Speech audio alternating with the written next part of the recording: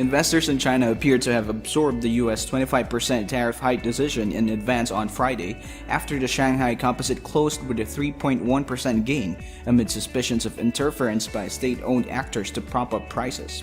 European stock markets also traded in the green territory, with the Euro Stoxx 50 adding 0.8%, although the region's shares are still expected to experience its worst week since the beginning of the year, while US futures including the Dow and the S&P 500 both dropped 0.1%, whereas the Nasdaq 100 was unchanged.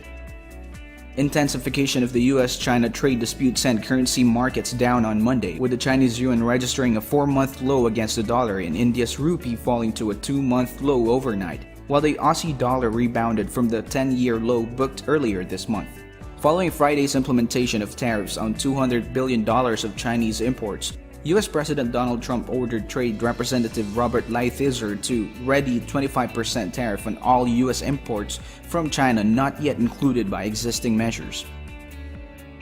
Uber Chief Executive Darakus Roshahi cautioned that the ride-hailing firm's newly listed stock might continue to struggle in the following months. After experiencing another loss of 10.8% in the previous day, Roshahi said sentiment does not change overnight and he expects some tough public market times over the coming months, but added that they have all the capital they need to demonstrate a path to improved margins and profits.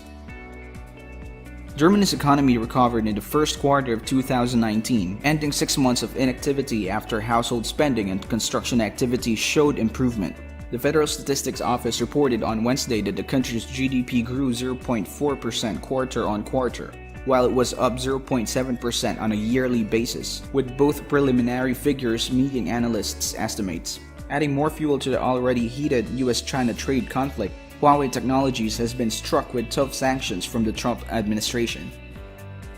The Commerce Department announced that it intends to include Huawei and 70 affiliates to its so-called Entity List, a measure that would prevent the telecom giant from acquiring parts and components from US companies without Washington's approval.